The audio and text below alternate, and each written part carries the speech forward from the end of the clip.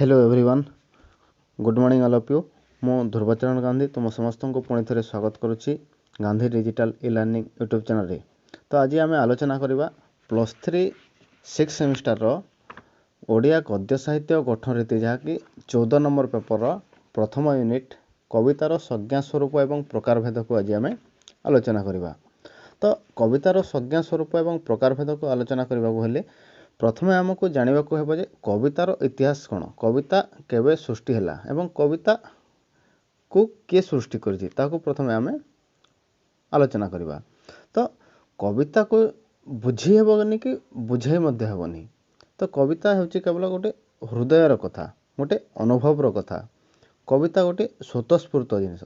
तो यह कवि हृदयर नैवर्तिक अभिव्यक्ति।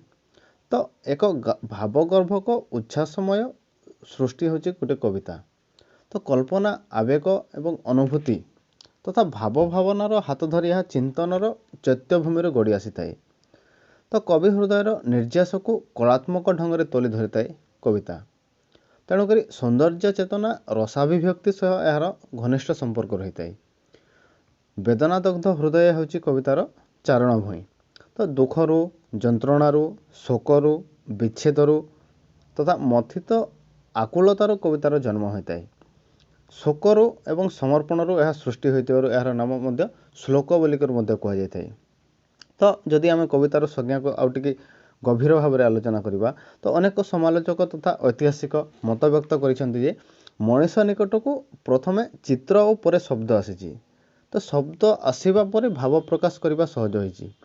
तो खाद्य संग्रह कर सारिबा परे आदिम मनुष्य निकटर प्रचुर समय बंचुला। तो यही समय रे ही से पशु पक्षी स्वर को अनुकरण करू करू तार भाव को अबुझा अलुलायित गीत परी प्रकाश कला। तो यही अलुलायित भाव ही कविता जन्म नेला। तो समग्र विश्व साहित्य को जदि आम आलोचना करवा, समग्र विश्व साहित्य रे प्रथमे कविता ही जन्म नेथिला। किंतु कवितार सृष्टिकाल संपर्क सेमिति कौनसी निर्दिष्ट तथ्य मिले नहीं। तो जेहेतु वेद को सर्वप्राचीन पद्यात्मक सृष्टि बोली कहा जायछि, तो 4 वेद मध्य जो ऋग्वेद ही प्रथम रचित होता। तो अनेक कहती वेद होछि प्रथम कविता।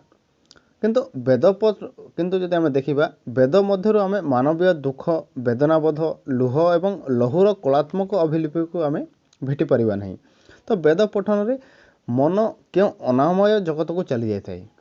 जदि आम देखा रामायण रे व्याधर स्वराघात क्रंच पक्षी भूपतित होगा पर क्रंच पक्षिणीर आकुल क्रंदन आदिकवि वाल्मीकि हृदय जो वेदनादग्ध भावांतर सृष्टि करथिला ताहा रूपांतरित हो जाइथिला तांको कवितारे, जोटा कि रामायणर प्रथम श्लोक रे वाल्मीकि दर्शाइछन्ति। से दर्शाइछन्ति कोन ना, मा निषादम प्रतिष्ठा तमगम शाश्वती समाहा जत्क्रंच मिथुना देक मवधि काम मोहिताम। तो यही श्लोकटी रे वाल्मीकि लेखनी निःसृत ये आद्यस्वर एवं भी पाठक प्राण को क्षताक्त कर दे थाए। तो मनर वेदना बोधरे विजड़ित हो जाए। मनुष्यर व्यक्तिगत नैराश्य कि ग्लानिर यह जन्म नहीं। तो क्रंच पक्षिणीर जो विलाप जो भावांतर सृष्टि करछि, तो से स्वतः तार प्रतिक्रिया झरी पड़ी। तो हिंदू संस्कृतिर मौलिक अधिकार होछि वेद। तो यह अपरिसेय। तो वेदरे वर्णना करा जायछि ईश्वर महाकवि। तेणुक कवि सृष्टि एवं कविता से महाकवितार अनुकृति मात्र गोटे। तो तेणुक आम कवितार संज्ञा प्रथमे आम आलोचना करदेवा।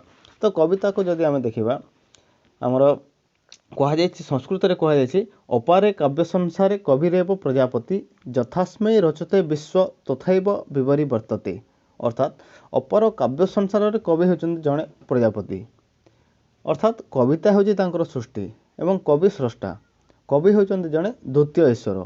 तो यही माटी गोड़ी धरणी उपरे नियत सौंदर्य प्रवाहित होता है, मात्र ताहा समस्त को आक्रांत करे नहीं। तो कविटीए ताहाको धरी रखी थाए। कविता कविर होची गोटे शब्द फसल। तो निसर्ग निराजनार फलश्रुति होची कविता। तो कविता होची गोटे नैसर्गिक। तेणुकरी तो से मेदिनीकोश ग्रंथ रे मध्य कहा जायछि कविरेवं कार्यम भाव। अर्थात कवि द्वारा करा जाउथिबा कार्य ही काव्य कविता बोलिके सेटारे दर्शा जायछि। ता सहित जदि आम डॉक्टर जितेंद्र घोषकर जितेन्द्र घोषଙ୍କର ମତକୁ ଯଦି ଆମେ ଉଦ୍ଧାର କରିବା ତ ସେ କହିଛନ୍ତି କ'ଣ ନା ବହିର୍ଜଗତର ରୂପ ରସ ଗନ୍ଧ ଏବଂ ସ୍ପର୍ଶ ଯେଉଁ ସମୟରେ ମଣିଷ ମନରେ ଭାବନା ବେଦନା ଓ କଳ୍ପନାକୁ ଅନୁଭୂତି ରଞ୍ଜିତ କରି ଉପଯୁକ୍ତ ଶବ୍ଦ ସମ୍ଭାରରେ ସୁଷମା ମଣ୍ଡିତ କରିଥାଏ ଏବଂ ତାହାକୁ ଚିତ୍ରମୟ ତଥା ଛନ୍ଦମୟ କରି ଭୂମିଷ୍ଠ କରାଇଥାଏ ସେତେବେଳେ ତାହା କବିତାର ରୂପେ ଅଭିହିତ ହୋଇଥାଏ। ଠିକ୍ ସେପରି ଯଦି ଆମେ ଦେଖିବା ରସକଲ୍ଲୋଳର କବି ଦୀନକୃଷ୍ଣ ଦାସ ମଧ୍ୟ କବିତାର ସଂଜ୍ଞା ଦେବାକୁ ଯେ ସେ କହିଛନ୍ତି କ'ଣ ନା କବିତା ବନିତା କବିତା ପିତା କହିବା ଲୋକ ତାର ଉପମାତା करे ताकु भव रसिक नेता केते हैं अबा रही योग्यता कोमती गुआर केवल बई मात्र भाई तार। तो ठीक सेपरी आमर पाश्चात्य साहित्यविद मैंने कवितार अनेक गुटे संज्ञा प्रदान करछंती। तो तेणुक कविता हूँ गोटे जोटा कि ओडिया कविता हूँ गोटे बहुवर्णा बहु धारादायी यह स्रोत गढ़ी आसी जमी भाषा प्रबंध गीत रस रीति गुण को ग्रहण कर यह केतेबेले भाव गंभीर हो जाइए तो केतेबेले अलंकार दुर्व्यवहार यह भाराक्रांत हो जाइए तो केतेबेले होइछि खूब उत्तला एवं उत्तरल तो केतेबेले आधुनिक अनुसंगर हाथ धरी चलवा बेले आंगिक और आत्मिक दृष्टि खूब समृद्ध हो जाइए। तो बाह्य छंद परिवर्ते अंतर्लीन छंदर व्यवहार होइछि अलंकार परिवर्ते प्रतीकर व्यवहार होइछि चित्रकल्प मित रूपकर समाहारय होइछि रीतिधर्मिता परिवर्ते बाक रीति विछंद गद्यधर्मिता प्राधान्य विस्तार करछि। तो जदि आम देखा आधुनिक कविता कवितार सबु परिसर वाद एवं बहु घटना एवं बहु अभिज्ञतार परिपूर्ण हो जाइए। तेणुक आम प्रथमे कवितार केतोटी स्वरूप संपर्क में प्रथम टी आम आलोचना करवा जोटा कि आम जानवर विषय। जदि आम कवितार स्वरूप को आलोचना करवा तो प्रथमे आम देखा कौन ना वैदिक स्तोत्रु कवितार स्वरूप उन्मेष हो नाना विवर्तन दे गति कर आसी जमीक प्रथमे प्रार्थना भजन जनाण चर्या दोहा चौतीसा चौपदी इत्यादि नहीं कवितार गति होइछि। मात्र आधुनिक जुग में सब बदली जाइछि आधुनिक कवितार आंगिक और आत्मिक भिन्न हो जाइछि। तापरे प्राचीन एवं मध्ययुगीय कवितार कवि बाहर को देखुला बेले आधुनिक कवितार कवि संपूर्ण आत्ममुखी हो पड़ी। ता सहित आधुनिक कवितार उन्मेष 19 शताब्दीर शेष भागर होता जहाँकि 20 शताब्दीर आरंभ यार स्पंदित गति देखा जाए। तो प्रथम विश्वयुद्ध पर समग्र पृथ्वी में आधुनिक कवितार आदर हो जाइए। ता सहित प्राचीन व मध्ययुगीय कविता छंद जतिपात एवं अलंकार को नहीं उद्दीवंत होती। तो आधुनिक कविता एसबू मुक्त हो जाइए मुक्त छंद एवं गद्य छंदे आधुनिक कविता रचित होती। तो ये बाक छंद एवं काव्यिक छंद समन्वय होता है एवं ता सहित आधुनिक कविता आधुनिक रमणी पर स्वल्प अलंकार युक्ता अथच से रुचि संपन्न होता है। तो प्राचीन कविता प्राचीन रमणी परी बहु अलंकार भर से परिपूर्ण होता है। तो आधुनिक कविता अंतरर स्वाभाविक अभिव्यक्ति को देखाई थाए। तो यह जीवन प्रतिसरण होता है। तो आधुनिक कवितार लक्ष्य को जदि आम देखा केवल आधुनिक कवितार लक्ष्य केवल आनंद दान नुहे ता सहित चित्त प्रसारण करने तार मुख्य कार्य। तो कविता मध्य दिव्य भावर अभिव्यक्ति को से देखाई थाए। तो आधुनिक तेणुक आधुनिक कविता साधारणतः जीवनमुखी होता है जीवनर आशा आकांक्षा आशा निराशा व्यर्थता जन्म मृत्यु सबकि ए प्रकाशित होता है। तो यह निर्दिष्ट धर्मर नुहे बा धर्म निरपेक्षतार कविता। तो प्राचीन कविता साधारणतः देखा बेले प्राचीन कविता साधारणतः मुख्य धर्मर होता है। तो कविता केवल कविता नुहे जीवन मध्य सृष्टि होता है। तो प्राचीन कवितार शब्दालंकार एवं अर्थालंकार रही है। तो किंतु आधुनिक कविता जो देखा आधुनिक कवितार प्रतीकर व्यवहार चित्रकल्पर व्यवहार मितर व्यवहार प्रभृति होता है। तेणुक आधुनिक कवितार सीमा और सरहद व्यापक। तो प्राचीन व मध्ययुगीय कविता को जो देखा से प्राचीन कविता और मध्ययुगीय कविता सीमा सरहद सीमित समय मध्य रही है। ता सहित आधुनिक कविता जटिल जीवनर जीवंत भाष्य को से परिप्रकाश करता है किंतु प्राचीन और मध्ययुगीय कविता शांत सुंदर और शोभामय जीवनर चारुचित्रण करता है। तो प्राचीन और मध्ययुगीय कवितार देखा गले प्रकृति वर्णना स्थिर रूपे रही है। तो सेठारे बहि प्रकृति रूपायन मुख्य होता है किंतु आधुनिक कविता को जदि आम देखा आधुनिक कविता साधारणतः अंतर प्रकृति मुख्य भूमिका ग्रहण करता है। ता सहित प्राचीन व मध्ययुगीय कवितार मनीष भाग्य और भगवान हाथ में क्रीड़ानक साजिए किंतु आधुनिक कवितार मनीष ही निजे निजर भाग्यर नियंता होता है। तो आधुनिक कवितार आउ गोटे जिनिस देखा मिली था जोटा कि प्रगतिवादी भावधारा, जातीयतावादी चिंताधारा एवं समाजवादी आभिमुख्य रही था, किंतु प्राचीन एवं मध्ययुग कवितार आम सब जदि खोजा आम पाइबा नहीं। तापर आम आलोचना करवा कवितार प्रकार भेद। कविता को केते भाग विभक्त करा जायछि। तो कविता को साधारणतः दुई भाग में विभक्त करा जायछि। गोटे है तन्मय कविता आ गोटे है मनमय कविता। तो तन्मय कविता साधारणतः जो कवितार तन्मय कविता कहले कौन ना, जो कविता वस्तुगत वर्णना को प्राधान्य दिए एवं जगत को यथायथ रूपे प्रकाश करे ताहाको वस्तुनिष्ठ बा तन्मय कविता कहा जाए। तो यह नैवर्तिक भाव में वर्णना करा जाए। तो कवि ए अहंतत्री नुहे, कौन वस्तु कहानी बा चरित्र यार उपादान हो न थाए। एवं मनमय कविता कहले कौन ना, जो कविता ए जगत रे जागतिक दृश्यराजी भाव भावना व्यक्तिगत अनुभव एवं आवेग को कलाकल्पना को भक्ति एवं भक्ति को रूप दे थाए, आम ताहाको साधारणतः मनमय कविता कही था। तो तन्मय कविता को साधारणतः गाथा कविता, रूपक कविता, नीति कविता, व्यंग कविता, लालिका, नाना बया गीत एवं लघु बैठकी कविता एपरी भाग में विभक्त कर। आमर मनमय कविता बा गीति कविता को साधारणतः चिंतामूलक कविता, भक्तिमूलक कविता, देशप्रेममूलक कविता, प्रेममूलक कविता, प्रकृतिमूलक कविता, शोक गीति, चतुर्दशपदी कविता, संबोधन गीति कविता एवं लघु बैठकी कविता एपरी भाग में विभक्त कर। तो प्रथम आम देखा कौन ना, तन्मय कविता बा वस्तुनिष्ठ कविता। तो तन्मय कविता बा वस्तुनिष्ठ कविता को साधारणतः जो कविता वस्तुगत वर्णना को प्राधान्य देता है एवं जगत को यथायथ रूपे प्रकाश करें ताहाको साधारणतः वस्तुनिष्ठ बा तन्मय कविता कहा जाता है। तो प्रथम आम देखा गाथा कविता को। गाथा कविता क्या कह, तो गाथा कविता साधारणतः इंग्राजी बालाड शब्द आसी अछि। बालाड शब्दटी फरासी बेलर शब्द आसी अछि। तो यार अर्थ हो गोटे कौन नृत्य। तो प्राचीन काल में नृत्य सहयोग जो गीतिमय कविता रचित होता ताहाको साधारणतः गाथा कविता बोली कहा जाउथिला बा बालाड बोली कहा जाउथिला। तो गाथा कविता कौन सी एक शाखा बा कहानी को नहीं नैवर्तिक भाव में रचित होता है। तो कहानी रे जटिलता न थाए, किंतु एकक कहानीटी सरल एवं सावलील भाव में वर्णित होता है। तो यह साधारणतः गोटे छांदे एवं गोटे वृत्तर लिखा जाए। जितेबले कौन सी गाथा केतेक उपगाथा सहित दीर्घावयव हो जाए एवं ताहा सहित विभिन्न छांदरे विभक्त हो रचित होता है, ताहा हो जाए गाथा काव्य। किंतु गाथा कविता निर्दिष्ट कथा एवं चरित्र को नहीं गतिशील होता है। तो यह विशेष दीर्घ हो न थाए। तो एथिरे जो आख्यान भाग थाए एवं ताहा जटिल एवं सुविस्तृत नुहे, घटना गोटे अंश एथिरे प्राधान्य लाभ करता है। तो गल्पांशर कहानी सरल सहज एवं निराडंबर देखा जाए। तो घटनांशर वर्णन नाटकीयता थाए एवं ता सहित चमत्कारिकता से सृष्टि करता। तो यही कवितार कविर आत्मनिष्ठ भाव न थाए। तो सेठारे कौन थाए ना, वस्तुनिष्ठ भावर प्राधान्य रही है। ता सहित वीरत्व व्यंजक कहानी गुड़िक सेठारे शोभा पाई। तो जाति प्राण बलि देउथुवा व्यक्ति, जीवनर कहानी, धर्म एवं भक्तिभाव द्योतक कहानी, अलौकिक कहानी, प्रेममूलक कहानी इत्यादि गाथा कवितार उपजीव्य होता है। तो गाथा कविता जो देखा, गाथा कविता निराभरण गौरवान्वित होता है।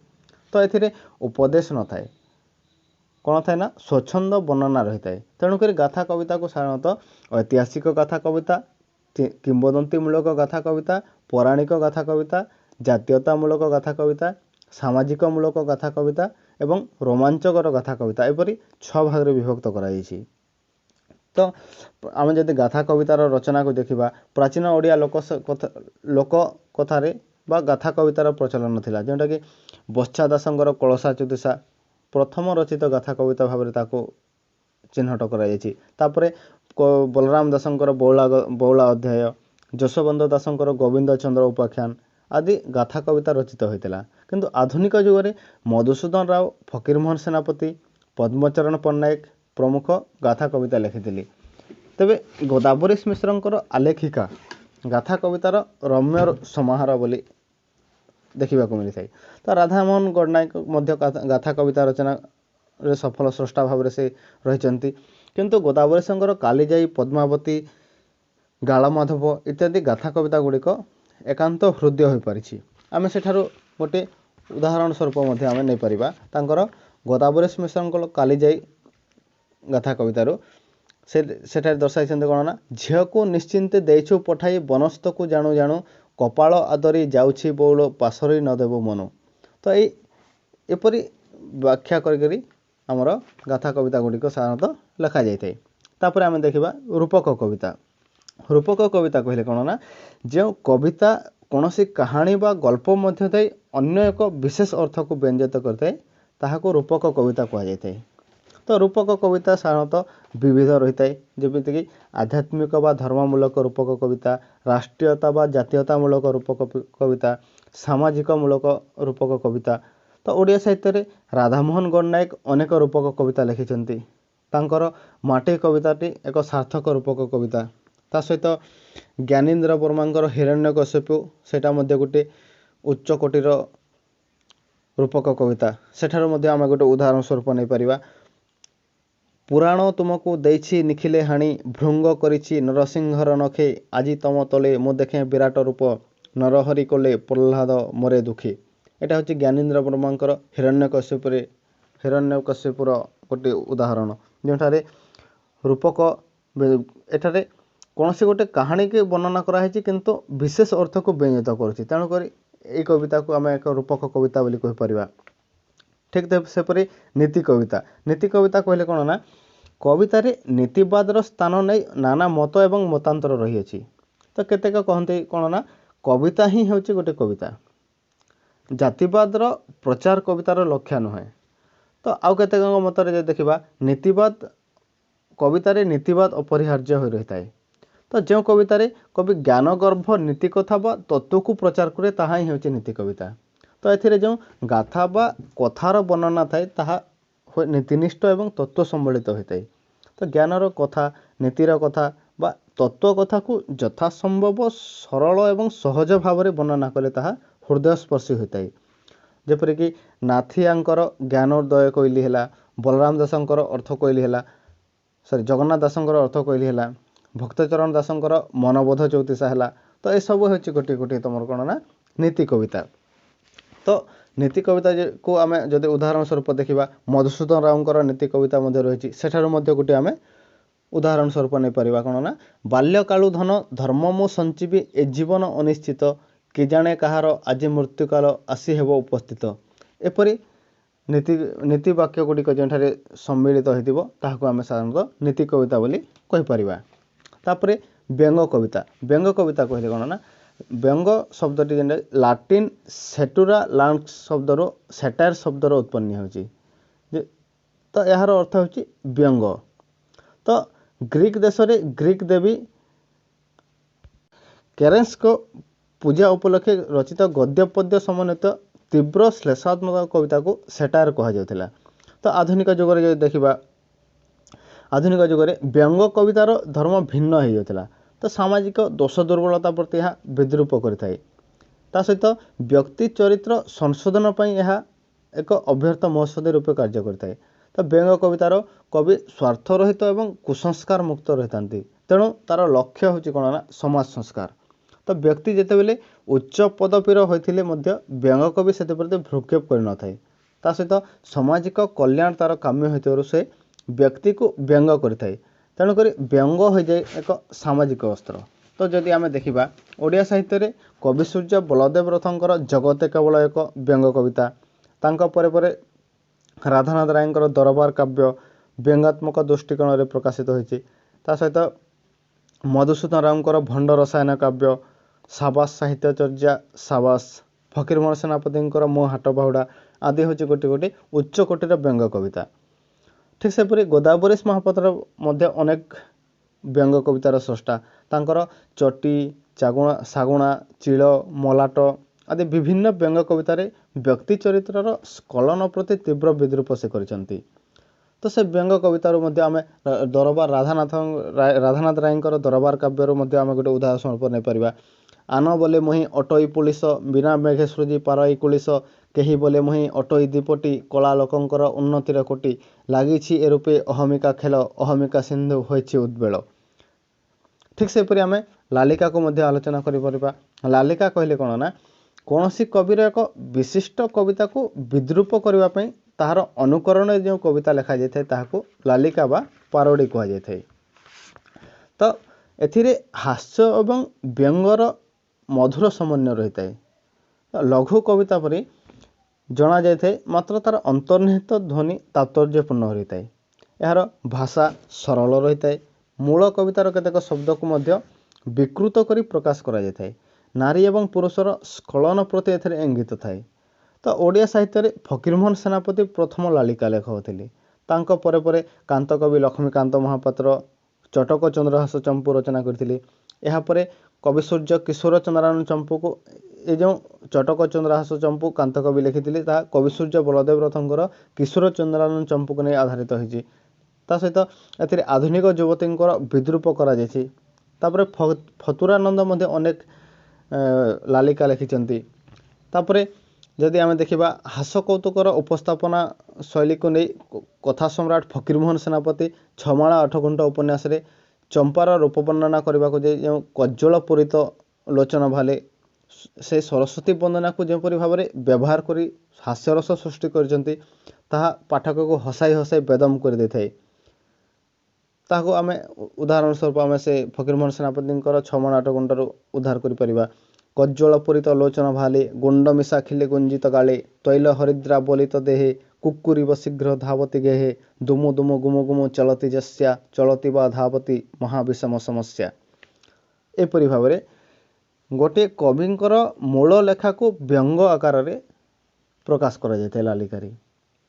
तापरे देखिबा आमे लिपि कविता। लिपि कविता कहले कोन ना लिपि कविता आधुनिक जुगर सृष्टि। एटा पुरातन जुगरे लिपि कविता नथिला किंतु आधुनिक जुगरे आमे लिपि कविता मध्य देखिबा को पाइथौ। याको साधारणतः पत्र कविता बा चिठी कविता मध्य कहा जायते काहेकि ना पत्र आकार रे लिखित करा जायते। तो कौनसी अनुपस्थित व्यक्ति विशेष को उपलक्ष्य करी पत्र आकार रे जो कविता लिखा जायते ताहाको साधारणतः लिपि कविता बोली कहा जायते। तो कौनसी अनुपस्थित व्यक्ति विशेष को उपलक्ष्य कर ए धৰণৰ कविता लिखा जाए। तो नीति कथा प्रेम बा अन्य कौनसी स्मरणीय विषय को एथिरे प्राधान्य दि जाए। जेपरिक सची राउतराय गुरुप्रसाद महांती प्रमुख ए धৰণৰ कविता गुड़िक लिखिछन्ति। तापरे नेक्स्ट रे नाना बाया गीत। नाना बाया गीत कहले कोन ना साधारणतः शिशु को भुलाइबा पई एवं तांको मन को मोहिबा पई ए धৰণৰ कविता गुड़िक बोला जाए। तो एपरी कविता अर्थहीन जनागले मध्य शिशुर मन एवं हृदय उपर गभीर प्रभाव पकाई थाए। तो ओडिया लोक साहित्य रे देखिबा एपरी अनेक कविता रही अछि जेपरिक धोरे बाया धो बाई चढ़ई रे बाई चढ़ई प्रभृति ए धৰণৰ कविता। तो पल्ली कवि नंदकिशोर बल बहुत गुड़े नाना बाया गीत लिखिछन्ति। इटिकिली मिटिकिली टुपुरु टुपुरु टुपुई नानी धोरे बाया धो एपरी अनेक गीत लिखिछन्ति। तो सेति मध्यरु आमे नंदकिशोर बलंकर काकबारता कवितार आमे गोटे पंक्ति उद्धार करि परिबा।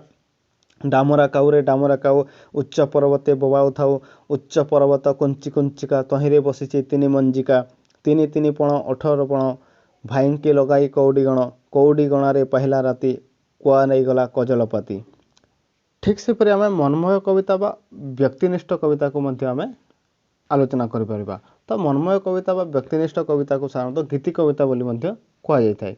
तो गीति कविता को साधारणतः भक्तिमूलक बा भक्ति गीतिका प्रेममूलक गीति कविता जातीयतामूलक गीति कविता प्रकृतिमूलक गीति कविता चिंतामूलक गीति कविता शोक गीति संबोध गीति चतुर्दशपदी कविता लघु बैठकी कविता एपरी भाग में 9 भाग में विभक्त करा जायछि। तो मनमय कविता बा गीति कविता कहले कोन ना जो कविता एक जागतिक दृश्यराजी भाव भावना एवं व्यक्तिगत अनुभव एवं आवेग को कला कल्पना को भक्ति एवं भक्ति को रूप दे थाए ताहाको आमे साधारणतः मनमय कविता कहता। तो मनमय कविता को प्रथम रे आमे देखिबा भक्तिमूलक कविता बा भक्तिमूलक गीति कविता काहाको कहा जाय। तो भक्तिमूलक गीति कविता साधारणतः कवि हृदय भगवत भक्ति भाव बा ईश्वरानुरक्ति जो कवितार स्वच्छंद व स्वाभाविक भाव में प्रकाश पाई ताहाको भक्तिमूलक गीति कविता बोली कहा जाय थाए। तो भजन जणाण प्रार्थना स्तुति इत्यादि यही श्रेणी कविता। तो एपरी कवितार साधारणतः पाठक एवं श्रोतार हृदय को भक्ति रस रे आप्लुत करथाए। तो प्राचीन एवं मध्ययुगीय ओडिया साहित्य जो देखा कवि माने नानाविध भक्ति कविता लिखिथिबार देखा जाए। जगन्नाथ दास, बलराम दास, दीनकृष्ण दास, अभिमन्यु सामंत सिंहार, शालबेग, बनमाली, गोपाल कृष्ण, कवि सूर्य, बलदेव रथ प्रमुख अनेक गुड़े भक्ति कविता लिखि जाइछन्ति। तो आधुनिक जुगरे मधुसूदन राव, गंगाधर मेहेर, वैष्णव पाणी प्रमुख अनेक भक्तिमूलक कविता मध्य लिखिछन्ति। तो सेथिरु आमे बलदेव रथंकर, कवि सूर्य बलदेव रथंकर जगन्नाथ जनार गोटे पद को आम उद्धार कर केवल सुदामा द्विज निज शक्ति अनुरूप आचरिले कणिकाए खुद नजर देवारो फल तादृश लभिले हे महाप्रभु आउ केकी कला कह कहा कमकुंभ पुरी नहीं तुम्भ अहेतुक अनुग्रह। तो एपरी भक्ति भावना तो जेहेतु विश्व सबठार अधिक भक्ति भावना जगन्नाथ को केन्द्र कर रचित होइछि। तो ए पदटी जगन्नाथ को जनाण आकार बलदेव रथ दर्शाउछन्ति। तापर आम देखा प्रेममूलक गीति कविता। प्रेममूलक गीति कविता कहले कौन ना जो कवितार नर नारी हृदयर प्रेम भाव सावलील भाव में प्रकाश पाई ताकू प्रेममूलक गीति कविता कहुए। तो प्रेम कवितार नर नारी परस्पर प्रति आकर्षण, मिलन, विच्छेद, अश्रु, कारुण्य एवं ता सहित आह्लाद प्रकाश पाई। तो प्रेमिकर प्रेमिका प्रति बा प्रेमिकार प्रेमिक प्रति अंतरर दिव्य आकर्षण सृष्टि होता है। तो आधुनिक ओडिया कविता जो देखा कालिंदी चरण पाणिग्राही, अन्नदा शंकर राय, मायाधर मान सिंह, विनोद नायक, रमाकांत रथ तो प्रमुख प्रेममूलक गीति कविता लिखि जाइछन्ति। तो से प्रेममूलक गीति कविता मध्य आम देखा अभिमन्यु सामंत सिंहार विदग्ध चिंतामणि काव्य साधारणतः श्रृंगार रस को आभिमुख्य करी रचना कराଯାଇଛି। तो ये विदग्ध चिंतामणि रे अभिमन्यु सामंत सिंहार प्रेमर स्वरूप संपर्क उल्लेख करने को जैसे कहते कौन ना अनल नुहई देह दहई अस्त्र नुहई मरम भेदई नुहई तो जल बुड़ाए कूल नुहई मादक करे बिहल नुहई बड़सी बोले बनमिन निये आकर्षी।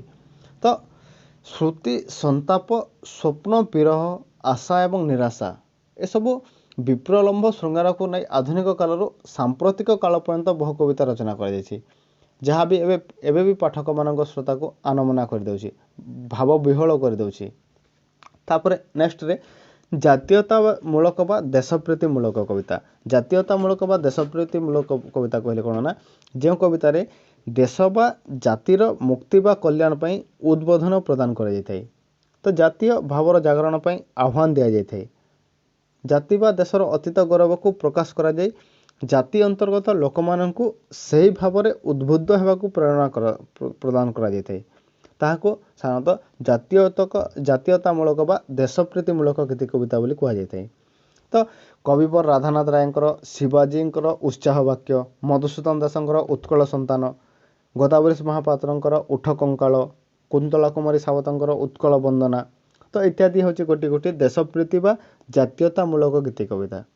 तो भारतवर्षर स्वराज आंदोलन समय बहु कवि जातीयतामूलक गीति कविता लिखिथिले जेपरिक वीर किशोर दास, बांछानिधि महांती, कांत कवि लक्ष्मीकांत महापात्र प्रमुख अनेक गुड़े स्रष्टा जो मैंने कि देशप्रीतिमूलक गीतिका से सृष्टि करथिले। तो से आम गोटे उदाहरण स्वरूप नहीं पारिबा जेपरिक मधुसूदन दासंकर उत्कल संतानर जाति नंदी घस चलिब कि भाई स्वार्थ को सारथी कले टाणे किरे गाड़ी दानार तबड़ा घोड़ा मुहे बंधा थिले। तो एथिरु आमे देशप्रीतिमूलक भावना आमे देखिपर। तापर नेक्स्ट रे प्रकृतिमूलक गीति कविता। प्रकृतिमूलक गीति कविता कहले कौन ना जो कवितार अंतर प्रकृति एवं बहिर्प्रकृति सरल सावलील भाव में रूप नहीं थाए एवं ता सहित कविर एकांत व्यक्तिगत हृदयर प्रकृति प्रति रसायनित हो आत्मप्रकाश करिथाए ताहाको आमे प्रकृतिमूलक गीति कविता बोली कहिताऊ। तो एपरी कवितार कवि एवं प्रकृति एकात्म हो जाइथांती। तो प्रकृति केतेबेले जीवंत हो जाइथाए केतेबेले व्यक्तित्वमय हो जाइथाए। तो कवितार कवि एवं प्रकृति एकात्म हेबार आमे देखि परिथाऊ। तो राधानाथ राय, गंगाधर मेहेर, नंदकिशोर बल, फकीरमोहन सेनापति, कुंतला कुमारी सावत, राधामोहन गणनायक प्रमुख अनेक प्रकृतिमूलक गीति कविता से लिखिं। तो प्रकृति संबंधी कविता जदि आम देखा तो नंदकिशोर बलंकर डाहाणिया खरार गोटे पंक्ति आम उद्धार कर डाहाणिया खरा पड़िसी बेल जाउछि बुड़ी अस्ताचल शिखे तपन जाउछंती बाहुड़ी विचित्र बन्नर बैत प्राय शोभा प्रकाशी बारुणी गगने बौद केते जाउछि भासी। तो एठारु आम प्रकृति संबंध में आम देखिपर। तो प्रकृति आधुनिक जुगे प्रकृति मुक्त हो जाइए, प्रकृति जीवन्यास नहीं जाइए। नेक्स्ट देखा आम चिंतामूलक गीति कविता। चिंतामूलक गीति कविता कहले कौन ना, जो कवितार कवि हृदयर एक विशेष दार्शनिक तत्व बा चिंता प्रकाश पाई थाए, ता सहित जीवनर रहस्य बा अतीन्द्रिय भाव प्रकटित होता है। जीवन एवं मूर्तिर चिंता सहित ईश्वरंकर सहित मनुष्यर संपर्क फुटी उठी थाए, ताहाकू साधारणतः चिंतामूलक गीति कविता बोली कहा जाए। तो एपरी केतेक गीति कविता को रहस्यवादी कविता मध्य कहा जाए, रहस्यवादी गीति कविता। तो पंचसखा जुगर कवि माने तथा परवर्ती सन्थ कवि माने अनेक रहस्यवादी कविता लिखि जाइछन्ति। तो आधुनिक जुगर जो देखा मधुसूदन रावकर जीवन चिंता, पद्म, आकाश प्रति, ऋषि प्राणे देवावतरण, वैकुंठनाथ पट्टनायक यात्रा एवं ता सहित नंदकिशोर बलंकर संध्या संगीत, गोपबंधु दासंकर शिवरात्रि प्रभृति हूँ गोटे उच्च कोटीर चिंतामूलक कविता। तापरे कुंतला कुमारी सावतंकर शेफाली प्रति हूँ गोटे चिंतामूलक कविता। तो चिंतामूलक कविता को जब देखा आम मधुसूदन रावकर ऋषि प्राण देवावतरण गोटे पंक्ति को आम उद्धार कर सही भूत शक्तिचय धरी एकाधारे केहे विराजित तुम्भ निज महिमारे सुगंभीर उदाहरणे ए क्षुद्र पुराणे अवतीर्ण वाणी रूपे अद्भुत विधाने। तो एठारे चिंता चेतना प्रकाश पाई आम देखा पाई। ता सहित शोकगीति। शोकगीति कहले कौन ना, ग्रीक एलेजी शब्दर उत्पत्ति होइछि शोकगीतिटा, किंतु प्रथम यह शोकात्मक कविता को बुझाउ नथिला। परे परे कवितारे व्यक्तिगत बा जातीय शोक कहानी प्रकाश पाइला, ताहाको शोक कविता कहगला। तो कविर व्यक्तिगत वेदनाबोध कवितार प्रकाश पाइले ताहाको मनोडी बोली कहा जाए। तो किंतु जेतेबेले दीन दरिद्र लोकंकर जीवनर व्यथा व्यर्थतार कहानी बा अन्यर मृत्युजनित वेदनाबोध कवितार रूप ने ताहा यथार्थ शोक कविता भाव में परिप्रकाश होता है। तो ये कवितार क्षेत्र में कविर व्यक्तिगत वेदनाबोध व्यक्ति केन्द्रिक हुए नहीं, तो मानव केन्द्रिक हो जाए। तो शोकगीति कहले आम कौन बुझा ना, शोकगीति कौन से गोटे आत्मीय स्वजन बा कौन से व्यक्ति विशेषकर वियोग में जो गीत कविता रचना करा शोकगीति कविता बोली कह।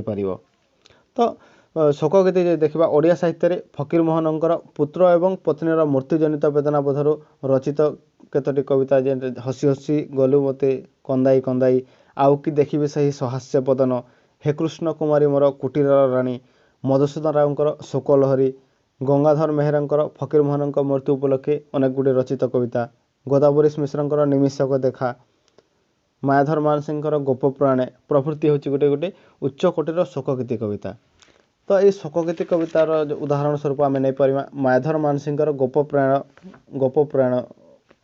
पद्यर। तो नगरे नगरे नागरिक आज नयने अश्रु भरी, आसहे सकले राजपथ परे चरण नग्न करी, मथा नत करी सम्मान कर स्वर्गत महाजने, तुम मेले कह अच्छी किए आउ ताहा परी आउ जणे। तो ठीक से बोली संबंध गीति कविता। संबंध गीति कविता कहले कौन ना, प्राचीन ग्रीक साहित्य रे रंगमंच रे कोरस द्वारा नृत्य एवं संगीतर समवाय जो गीत बोला जाउथिला ताहाको संबंध गीति बा समवेत कंठरे गान करी स्तोत्र कविता कहा जाउथिला। तो आधुनिक जुगरे कौन वस्तु बा व्यक्ति बा जीव को संबोधन करी गांभीर्यपूर्ण भाव में आत्मगत अनुभूति को प्रकाश करागले ताहाको संबोध गीति कविता कहा जाउछि। तो ओडिया साहित्य जे देखा मधुसूदन रावकर पद्म, आकाश प्रति, नदी प्रति, कुंतला कुमारी सावतंकर शेफाली प्रति इत्यादि संबोध गीति कविता रूप में परिचित होती। तो प्राचीन ओडिया साहित्य जे देखा कोयली कविता मध्य संबोध गीति कवितार परिसरभुक्त हेब। तो जदि आम साधारण भाव में कहवा कौन सी व्यक्ति बा वस्तु को संबोधन करी गांभीर्यपूर्ण कौन सी भाव को बा गभीर आत्मिक उच्चारण में परोसी देले ताहाको साधारणतः संबंध गीति कविता कह पार। तो कुंतला कुमारी शेफाली प्रति कविता को आम एठारे उदाहरण स्वरूप नहीं पार। शेफाली तोह परी क्षुद्र मुही तोह परी क्षणिक, हसे बासे रसे मात्र फुटी अच्छी घड़िक, माटी रे मिसिबु तुही माटी रे मिसिबी मुही, ତଥାପି ମୋ ଆତ୍ମଫୁଲ ନ ଯିବରେ ମୌଳି ତେଣୁ ଆଶା ବହି ଦିନ କାଟେ ଗଙ୍ଗ ଶିଉଳି। ତାପରେ ଆମେ ଦେଖିବା ଚତୁର୍ଦ୍ଦଶପଦୀ କବିତା। ଚତୁର୍ଦ୍ଦଶପଦୀ କବିତା କହିଲେ କ'ଣ ନା ସନେଟ୍ ଶବ୍ଦଟି ଇଟାଲୀ ସନେଟୋ ଶବ୍ଦରୁ ସୃଷ୍ଟି ହୋଇଛି। ତ ଏହା ସାଧାରଣତଃ 14 ଧାଡ଼ି ବିଶିଷ୍ଟ ଗୋଟିଏ କବିତା। ତ ଏହାର ପ୍ରତ୍ୟେକ ଧାଡ଼ିରେ 14ଟି ଅକ୍ଷର ଥାଏ ଏବଂ ସ୍ଥଳ ବିଶେଷରେ 18ଟି ଅକ୍ଷର ରହିଥାଏ। ତ ଏକ ବିଶେଷ ଛନ୍ଦରେ ଏହା ରଚିତ ହୋଇଥାଏ। ତ ଏଥିରେ କବି ହୃଦୟର ବ୍ୟକ୍ତିଗତ ଅନୁଭୂତି ପ୍ରାଣବନ୍ତ ଭାବରେ ପ୍ରକାଶ ପାଇଥାଏ ଏବଂ ପ୍ରେମ, ଭକ୍ତି, ପ୍ରକୃତି, ଦର୍ଶନ, ମୃତ୍ୟୁ ତଥା ଜୀବନ ସମ୍ପର୍କୀୟ ଭାବ ଏଥିରେ ପ୍ରକାଶ ପାଇଥାଏ। ତ ସନେଟ୍ର 14 ଧାଡ଼ିର ମଧ୍ୟରୁ ପ୍ରଥମ 8 ଧାଡ଼ିକୁ ଅଷ୍ଟକ ବୋଲି କୁହାଯାଇଥାଏ ଏବଂ ପରବର୍ତ୍ତୀ 6 ଧାଡ଼ିକୁ ଷଟକ ବୋଲି କୁହାଯାଇଥାଏ। ତ ପ୍ରଥମରେ ଯେଉଁ ଭାବ ପ୍ରକାଶ କରାଯାଏ ଷଟକରେ ତାହା ବିସ୍ତାର ଲାଭ କରିଥାଏ। ତ ଅଷ୍ଟକରେ ଯେଉଁ 8 ଧାଡ଼ିକୁ 2 ଭାଗରେ ବିଭକ୍ତ କରାଯାଇଥାଏ ପ୍ରତ୍ୟେକ 4 ଧାଡ଼ିକୁ ଚତୁଷ୍କ କୁହାଯାଇଥାଏ ଏବଂ ଷଟକ ମଧ୍ୟ କ'ଣ ନା 2 ଭାଗରେ ବିଭକ୍ତ ହୋଇଥାଏ। ତ ପ୍ରତ୍ୟେକ ଭାଗ 3 ଧାଡ଼ି ବିଶିଷ୍ଟ ହୋଇଥାଏ। ତ ଏହାକୁ ସାଧାରଣତଃ ତ୍ରିପଦିକା ବୋଲି କୁହାଯାଇଥାଏ। ତା ସହିତ ପୁନଶ୍ଚ ପ୍ରଥମ 12 ଧାଡ଼ିକୁ 3ଟି ସ୍ତବକରେ ବିଭକ୍ତ କରାଯାଇଥାଏ। ତ ଶେଷ 2 ଧାଡ଼ି ସ୍ୱତନ୍ତ୍ର ରହିଥାଏ ଏବଂ ତାହାର ଶେଷ ଅକ୍ଷର ସହିତ ପରସ୍ପର ଜ୍ୟୋତିପାତ ହୋଇଥାଏ। ତ ଏହାକୁ କୋପଲେଟ୍ ବୋଲି ମଧ୍ୟ କୁହାଯାଇଥାଏ। ଓଡ଼ିଆ ସାହିତ୍ୟରେ ଯଦି ଆମେ ଦେଖିବା ମଧୁସୂଦନ ରାଉଙ୍କର ବସନ୍ତ ଗାଥାର ସମସ୍ତ କବିତା ଚତୁର୍ଦ୍ଦଶପଦୀ କବିତା। ତାଙ୍କ ପରେ ପରେ ଫକୀରମୋହନ ସେନାପତି, ଗୋପବନ୍ଧୁ ଦାସ, ମାୟାଧର ମାନସିଂହ, କୁଞ୍ଜ ବିହାରୀ ଦାସ, ଗୁରୁପ୍ରସାଦ ମହାନ୍ତି, ବିଭୁଦତ୍ତ ମିଶ୍ର, ବନବିହାରୀ ପଣ୍ଡା, ରମାକାନ୍ତ ରଥ ପ୍ରମୁଖ ଅନେକ ଗୁଡ଼ିଏ ସେ ସନେଟ୍ ଗୁଡ଼ିକ ରଚନା କରିଛନ୍ତି। ତ ଯଦି ଆମେ ଏଇ ସନେଟ୍ର ଉଦାହରଣ ଯଦି ଦେଖିବା ମାୟାଧର ମାନସିଂହଙ୍କର ନୂତନ ପ୍ରଣୟରୁ ଗୋଟିଏ ସନେଟ୍କୁ ଆମେ ଉଦ୍ଧାର କରିପାରିବା। ଚାଇଛନ୍ତି ସେ ସମୟ ସେ ବନ୍ଧୁ ବାନ୍ଧବୀ ପ୍ରଣୟର ଅର୍ଥ ଆଜି ଭିନ୍ନ ମନୟନେ ଭିନ୍ନ ଯଜ୍ଞେ ନିୟୋଜିତ ଆଜି ଅଶ୍ରୁ ହବି ଜନ୍ମାନ୍ତର ଦେଲ ଜହ୍ନେ ଏକଇ ଜୀବନ। ନେକ୍ସଟ ତାପରେ ଲଘୁ ବୈଠକୀ କବିତା। ଲଘୁ ବୈଠକୀ କବିତା କହିଲେ କ'ଣ ନା ଯେଉଁ କବିତା ବ୍ୟକ୍ତି ଅନୁଭୂତିରୁ ଜାତ ଏବଂ ସମାଜ ଜୀବନର ଲଘୁ ଚିତ୍ରକୁ ଉପସ୍ଥାପନ ପୂର୍ବକ ଜୀବନର ଲଘୁ ଆନନ୍ଦକୁ ପ୍ରକାଶ କରିଥାଏ ତାହାକୁ ଲଘୁ ବୈଠକୀ କବିତା କୁହାଯାଇଥାଏ। ତ ଲଘୁ ବୈଠକୀ କବିତାକୁ ଯଦି ଦେଖିବା ଆଧୁନିକ ଓଡ଼ିଆ ସାହିତ୍ୟରେ କୃଷ୍ଣଚରଣ ବେହେରା, ବ୍ରଜନାଥ ରଥ ପ୍ରମୁଖ ଏ ଧରଣର କବିତା ଗୁଡ଼ିକ ରଚନା କରିଥିବାର ଆମେ ଦେଖିବାକୁ ପାଇଥାଉ। ତାପରେ ଯଦି ଆମେ ଦେଖିବା ପ୍ରାଚୀନ ଓଡ଼ିଆ କବିତାର ଯଦି ଆମେ ବିଭାଗୀକରଣ ଦେଖିବା ପ୍ରାଚୀନ ଓଡ଼ିଆ କବିତାକୁ ସାଧାରଣତଃ 8 ଭାଗରେ ବିଭକ୍ତ କରାଯାଇଛି। ପଦ ସଂଖ୍ୟାତ୍ମକ ଗୀତି କବିତା, ବ୍ୟଞ୍ଜନ ବର୍ଣ୍ଣାନୁକ୍ରମିକ ରଚିତ ଗୀତି କବିତା, କାଳ ଏବଂ ଉତ୍ସବ ଧର୍ମୀ ଗୀତି କବିତା, ଧର୍ମମୂଳକ ଗୀତି କବିତା, ରାଗତାଳ ସମ୍ବନ୍ଧୀୟ ଗୀତି କବିତା, ଆଖ୍ୟାନ ଭିତ୍ତିକ ଗୀତି କବିତା, ସନ୍ଦେଶ ଧର୍ମୀ ଗୀତି କବିତା ଏବଂ ବିବିଧ ଗୀତି କବିତା। ତ ପଦ୍ୟାତ୍ମକ ଗୀତି କବିତା କହିଲେ କ'ଣ ନା କବିତାର ପଦ ସଂଖ୍ୟାକୁ ନେଇ ଏପରି ଗୀତି କବିତା ଗୁଡ଼ିକ ରଚିତ ହୋଇଥାଏ ଏବଂ ନାମିତ ହୋଇଥାଏ। ଯେପରିକି 56 ପଦିଆ, 50 ପଦିଆ, 16 ପଇ, 12 ପଇ, 10 ପଇ, 6 ପଇ ପ୍ରଭୃତି। ଏବଂ ବ୍ୟଞ୍ଜନ ବର୍ଣ୍ଣାନୁକ୍ରମିକ ଗୀତି କବିତା କହିଲେ କ'ଣ ନା ଚଉତିଶା, ଷୋଡ଼ଶା ଇତ୍ୟାଦି ଏ ଧରଣର ଗୋଟେ କବିତା। ଚଉତିଶାର ପ୍ରାଚୀନ ଓଡ଼ିଆ ସାହିତ୍ୟରେ ବିପୁଳ ପରିମାଣରେ ଲେଖାଯାଇଥିବାର ଆମେ ଦେଖିବାକୁ ପାଇଥାଉ। ଯେପରିକି କ ଠାରୁ କ୍ଷ ପର୍ଯ୍ୟନ୍ତ ଅନୁକ୍ରମରେ ଏହା ରଚିତ ହୋଇଥାଏ। କେତେକ ସ୍ତରରେ କ୍ଷ ଠାରୁ କ ଅନୁକ୍ରମରେ ମଧ୍ୟ ରଚିତ ହୋଇଥାଏ। ଏହାକୁ ଓଲଟ ଚଉତିଶା ବୋଲି କୁହାଯାଇଥାଏ। ତ କାଳ ଏବଂ ଉତ୍ସବ ଧର୍ମୀ ଗୀତିକା କହିଲେ କ'ଣ ନା ଯେଉଁଠାରେ କାଳ ବା ସମୟକୁ ନେଇ 12 ମାସୀ ଷଡ଼ ଋତୁ ଗୀତିକା ଲେଖା ହେଲା ବେଳେ ପର୍ବପର୍ବାଣକୁ ନେଇ ରଚିତ ହୋଇଥାଏ ତାହାକୁ କାଳ ବା ଉତ୍ସବ ଧର୍ମୀ ଗୀତି କବିତା କୁହାଯାଏ। ଯେଉଁଠାରେ ଚନ୍ଦନ ଗୀତ, ରଥ ଗୀତ, ମଙ୍ଗଳ ଗୀତ ପ୍ରଭୃତି। ଠିକ୍ ସେପରି ଧର୍ମମୂଳକ ଗୀତି କବିତା କ'ଣ ନା ଯେଉଁଠାରେ ଭଜନ, ଜଣାଣ, ସ୍ତୁତି, ଅବକାଶ, ମାଳଶ୍ରୀ ଇତ୍ୟାଦି ରହିଥାଏ। ରାଗ ତାଳ ସମ୍ବନ୍ଧୀୟ ଗୀତି କବିତାକୁ ତ ଚୌପଦୀ ହେଉଛି ରାଗ ତାଳ ସମ୍ବନ୍ଧୀୟ ଗୀତି କବିତା। ତାପରେ ଆଖ୍ୟାନ ଭିତ୍ତିକ ଗୀତି କବିତା ଯେଉଁଟାକି ଶ୍ରୀ ପଞ୍ଚମୀ ବୋଲି, ବଜାର ବୋଲି ପ୍ରଭୃତି ଏ ଶ୍ରେଣୀର ଗୋଟେ ଗୀତି କବିତା। ଆଉ ସନ୍ଦେଶ ଧର୍ମୀ ଗୀତି କବିତା ଯେଉଁଟାକି କୋଇଲି, ଚିଟାଉ ପ୍ରଭୃତି ହେଉଛି ଏ ଧରଣର ଗୋଟେ କବିତା। ଏବଂ ବିବିଧ ଗୀତିକା ଯେଉଁଟାକି କାନ୍ଦଣା, ଢମାଲି ଗୀତ, ଢୁମ୍ପା ଗୀତ ପ୍ରଭୃତି ବିବିଧ ଗୀତିକା ଶ୍ରେଣୀର ଅନ୍ତର୍ଭୁକ୍ତ ହୋଇଥାଏ।